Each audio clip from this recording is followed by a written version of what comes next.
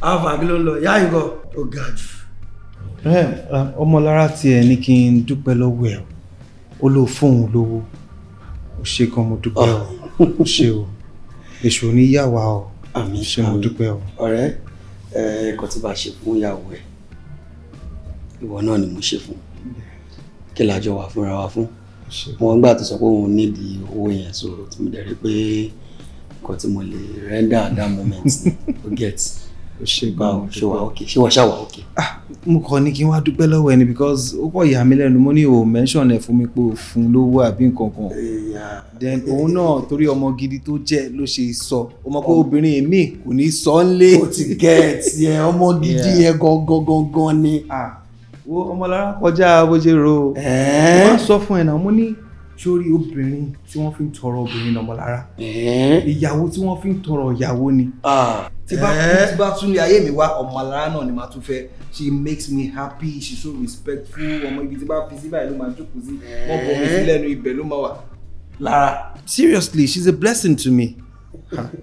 Tí bá ń sọ máa dà pé mo kàn ń sweet talk ìwọ náà ti rí ń sìn ìwọ náà rí. Òfin ló kálọ́mọ mi ni ó máa pa sára ni kò ní sọ. Ọmọlára yẹn gangan Ọmọlára yẹn gangan. O get. Ọ̀gá. Mo fẹ́ fi ìkọ̀kọ̀ wọ̀n ẹ́ ọ̀rẹ́ mi. Àtúbọ̀ pẹ́ fúnra wa àmín. Ṣé o kú gbogbo gbà mí. O rí nǹkan tí mo fẹ́ fi wọ̀n ẹ́ ni. Ní fíìmù. Fi bàbá fíìmù. Okay.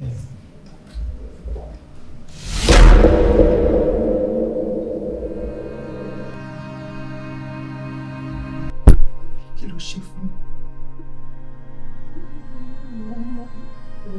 Mọ̀ ọ̀rẹ́ tèmi ó tún gbé fóònù ó plant camera ó dẹ̀ rí òun rẹ́rìn òun enjoy ẹ̀ ó rí Ọmọlára ọ̀rẹ́ mi ìfún tó bá ti fẹ́ ṣí òṣì tó fẹ́ ṣe ìranù ó lè rìn sókè my own friend. Ní sùúrù torí kí ló ṣe fún mi torí owó àbí kí ló ṣe fún mi fẹ́ mọ̀. Ọmọlára. It was my fault. What do you mean it wasn't your fault? Èṣù wo èṣù ló bá mú fóònù tó rí kan èṣù ló bọ́ bra ẹ̀ èṣù ló bọ́ pátá ẹ̀ ọ̀tún ẹgbẹ̀rẹ̀ wọ̀ mi ò bá èṣù tó mi ò kú tó kò dùn mọ́ ẹ mọ́ bọ́ aṣọ ẹ̀ bọ́ pátá ẹ̀ ṣebí kọ́ bá èṣù ní bọ́bọ̀ ní sùúrù bọ́ pátá ẹ̀